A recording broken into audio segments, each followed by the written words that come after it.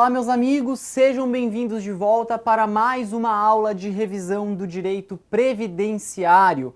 Desta vez, nós falaremos sobre uma categoria de profissional que costuma confundir bastante as pessoas. Portanto, eu também vou me empenhar em explicar muito cuidadosamente, ainda que numa aula mais rápida, ainda que numa aula de revisão, sobre essa categoria de segurados do INSS, tá bom? Lembrando, pessoal, e aí é a primeira coisa que a gente fala, existem, e eu sei que tem muitas pessoas que vão prestar este concurso, que já estudaram o direito ou que possuem formação jurídica. E aí, é óbvio, essa matéria que eu estou ministrando é uma matéria jurídica. Eu sou um advogado, portanto, eu tenho essa expertise no direito e não em outras áreas do conhecimento.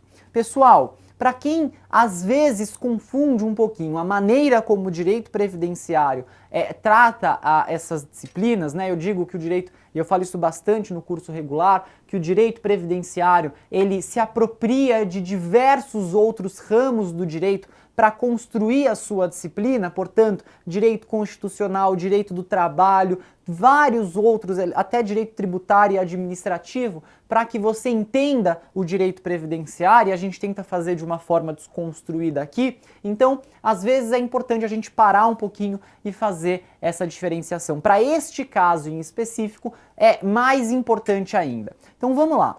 Pessoal, uma coisa é o que o direito do trabalho ele vai versar, disciplinar e vai dizer que é um empregado, certo? Pessoal, empregado é aquele que possui o vínculo com a empresa, este tipo de vínculo, vínculo de empregado, portanto, com um contrato de trabalho firmado entre as partes, empregado e empregador, e que possuem as características que o direito do trabalho é quem vai dar para esta caracterização, certo? Então veja, é uma série de regras fechadinhas que não comportam abertura, vamos dizer assim, para outros panoramas, tá bom? Quando a gente entra no direito previdenciário, que é o que nós estamos falando aqui, nós estamos falando da categorização entre os segurados do INSS. E para que isso importa? Importa para saber quem vai pagar, quando vai pagar, quanto vai pagar, portanto, quanto vai contribuir e quais são as proteções que o sistema confere para cada uma dessas categorias. Por que eu estou dizendo isso? O trabalhador avulso é uma espécie de segurado que o direito previdenciário tratou de desenvolver e tratou de conferir a própria proteção, que eventualmente vai ser um pouco diferente ou conflitante do que outros ramos do direito vão falar, certo? E aí é importante traçar essa distinção. Veja, aqueles que possuem um contrato de trabalho e que estão presentes aquelas características serão empregados. O trabalhador avulso serão aqueles trabalhadores que preencherem os requisitos para serem considerados trabalhadores avulsos, ok? Portanto, não pode confundir, e aí eu fiz essa referência a quem tem formação jurídica ou quem estuda o direito, seja para um outro concurso ou porque gosta, seja lá, ou porque precisou alguma vez na vida, mas para que fique clara essa distinção. Não confundam na hora da prova os conceitos do direito do trabalho com os conceitos que o INSS, que a legislação previdenciária, resolveram adotar para separar, categorizar, diferenciar as espécies de segurados e dependentes que amanhã estarão emanando, que estarão demandando, que estarão recebendo benefícios previdenciários. Tudo bem? Pessoal, vamos com este olhar, portanto, fazer essa distinção um pouquinho melhor. Vamos lá. Trabalhador que presta serviço a várias empresas, mas é contratado por sindicatos e órgãos gestores de mão de obra. Nesta categoria estão os trabalhadores em portos, estivador, carregador, amarrador de embarcações, quem faz limpezas e conservação de embarcações e de vigia. Ou também na indústria de extração de sal e no ensacamento de cacau e café também há trabalhador avulso. E veja só, prestar serviço é diferente de ter vínculo de emprego, certo? Isso aqui, pessoal, é direito do trabalho, ok? Isso aqui é direito previdenciário, ok? Não que o direito do trabalho também não vá se importar com esta pessoa aqui, certo? Mas para a gente separar na matéria e conseguir conversar só sobre esta categoria de profissionais. E vamos entender ela um pouquinho melhor. Vamos lá, pessoal. Olha só. Vamos imaginar a seguinte situação. Então eu gosto de aulas em que a gente aborda exemplos, em que o conceito teórico faz sentido na prática, porque aí vocês conseguem assimilar melhor e vocês conseguem guardar melhor o conteúdo para chegar ali no dia da prova bem afiado, tá bom? Então vamos lá. Pessoal, imaginem como funciona o Porto de Santos, tá? Então o tempo inteiro chegam embarcações. Essas embarcações chegam de todos os lugares do mundo e estas embarcações que chegam de todos os lugares do mundo têm um objetivo pontual em cada um dos portos em que os navios atracam, certo?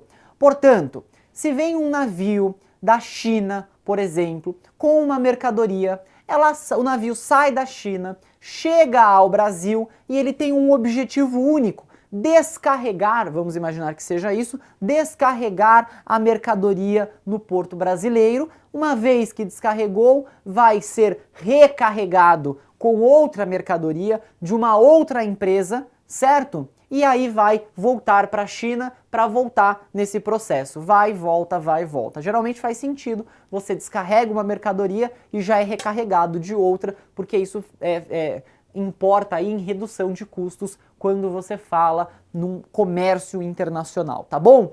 Mas o que importa é o seguinte: vamos imaginar que eu sou uma indústria lá na China que faz tecidos estes que vão ser exportados para o Brasil. Muito bem, a minha atividade é uma atividade fim, eu produzo tecido.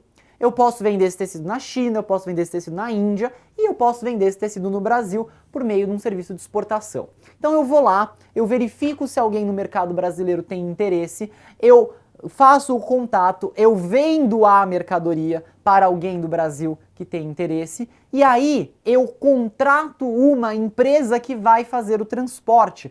Portanto, veja, tem a empresa do tecido e a empresa que faz o transporte.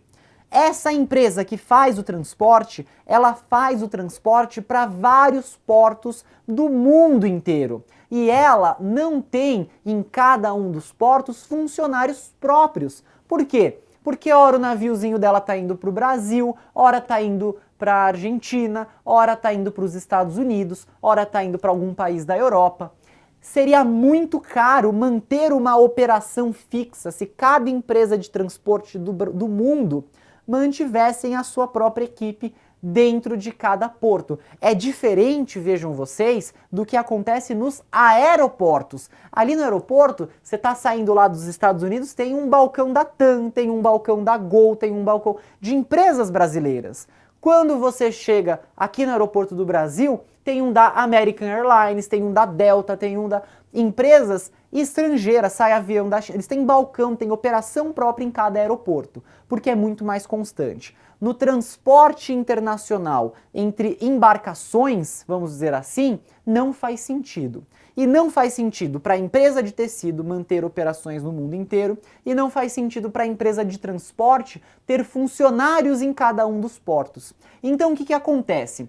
Tá chegando um navio chinês, ele fala assim: eu preciso de alguém que vá fazer limpeza e conservação da minha embarcação, que vá fazer a vigia das minhas mercadorias e da minha embarcação, que vá carregar e retirar, que vá amarrar a minha embarcação. São profissionais e essa empresa, ela contrata pontualmente, todas as vezes em que ela chega em algum porto.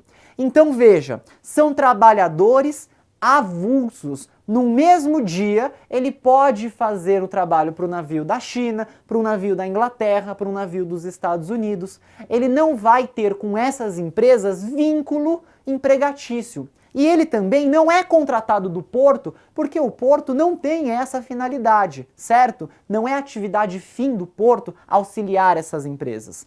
Então, essa figura do trabalhador avulso faz sentido por isso. São pessoas que são contratadas para exercer trabalhos pontuais. Pausa. Peguem este exemplo e repliquem para esses outros aqui. Para quem faz extração de sal, para quem faz ensacamento de cacau, para quem faz ensacamento de café, também há trabalhador avulso, porque vejam, quando você precisa que alguém ensaque café, quando você colheu a safra, e aí você precisa de alguém para ensacar o café e exportar.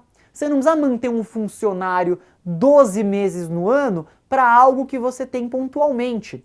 E a via reversa é a mesma. É melhor para o trabalhador que ele possa, ora tá ensacando numa fazenda A, ora tá ensacando na fazenda B, ora tá ensacando na fazenda C, porque também cada uma dessas fazendas vão ter demandas intermitentes, portanto, ao longo do ano isso vai variar bastante. É diferente da prestação de um serviço de natureza habitual, certo? É uma coisa por demanda. Bom, essa é a lógica do trabalhador avulso, espero que todos tenham entendido e por que é diferente de ter um vínculo de emprego, que é aquilo que o direito do trabalho se apropria melhor.